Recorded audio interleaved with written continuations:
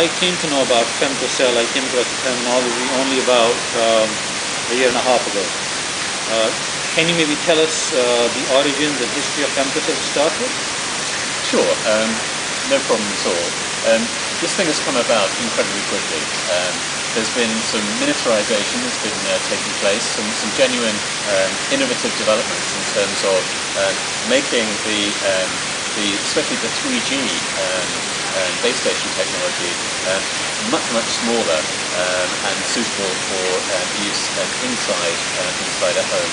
At the same time, the spread of broadband technology into people's homes has exploded, and it's this combination of the innovation and miniaturization of 3G and the availability of high-speed broadband technology, which makes the case for femtocells so compelling, which is why suddenly everyone's talking about it, and yet it's only really happened in the past few years. And obviously Ubiquisys is one of the pioneers in this area. How exactly would you express the role that Ubiquisys has played in the femtocell space? So Ubiquisys is one of the pioneers in femtocells. We're based in Swindon in the UK, where an awful lot of work has been done in some of these prior technologies which have come together in the femtocell space.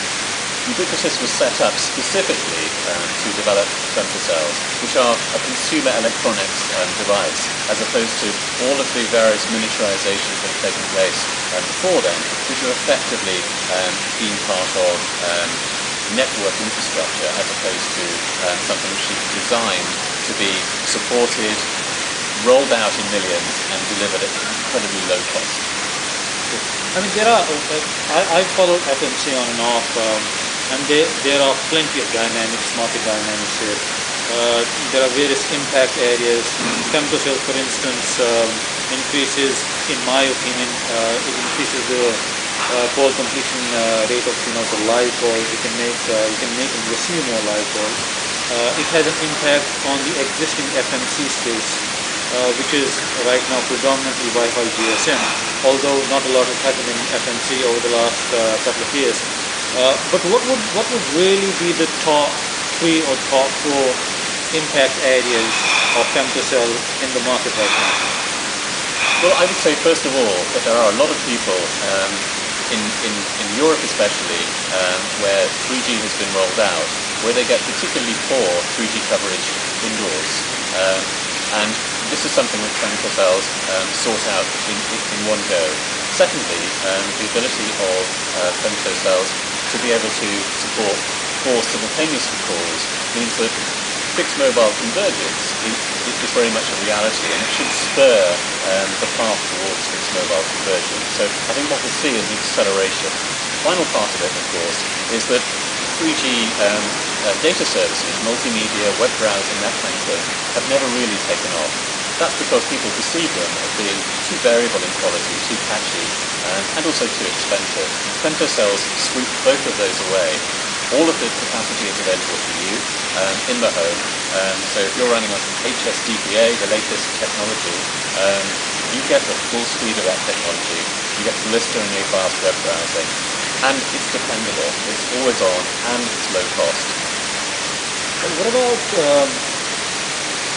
about the competition, the effective competition that femtocell finds itself when it comes to Wi-Fi, for instance? I mean, what is your perspective on femtocell effectively competing with the Wi-Fi part?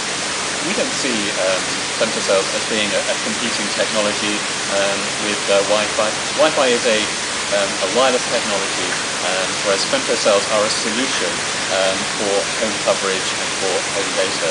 Wi-Fi, we believe, not only has a future, but is central to home networking, to devices which require high data throughput, and typically which have access to mains power.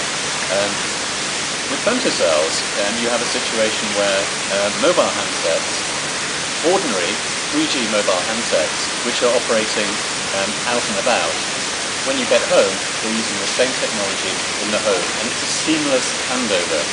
This is a very important distinction.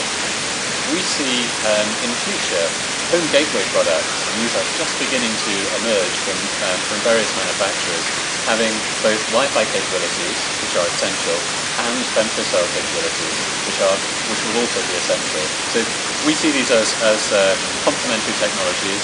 One is data intensive and home specific. The other enables seamless mobile data, seamless mobility and presence within the home. Okay.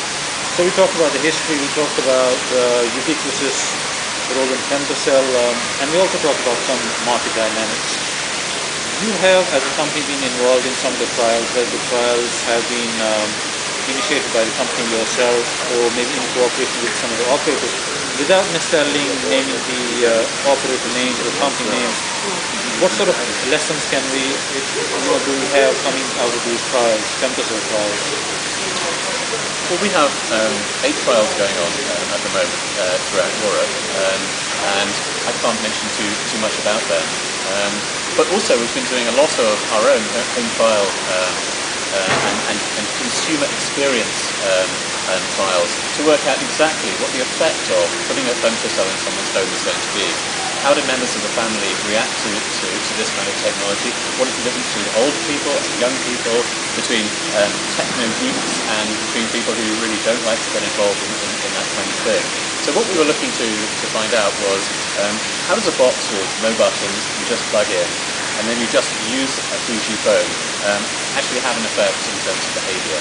And some of the things we found were, number one, that the coverage is in fact very important. So coverage ranked very, very high on the list of positive responses.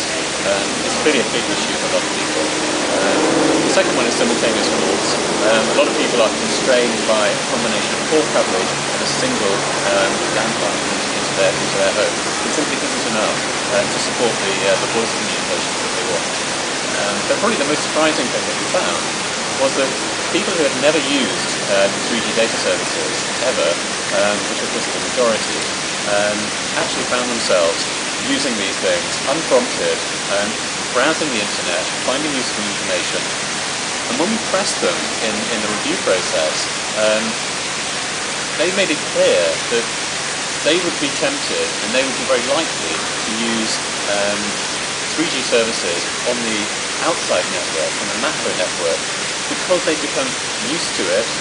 They'd seen the benefit, they were comfortable with the operation of it inside the home, which is a very, it kind of brings on the behavioural change in terms of people really interacting with mobile data in a way that they never have done before. So are you saying that the fact that they've had a positive experience with mobile data at home, they want to extend that usage out on the street and out on the macro network as well? Yes, I think because of Femtocell. yes, I think it gives them the confidence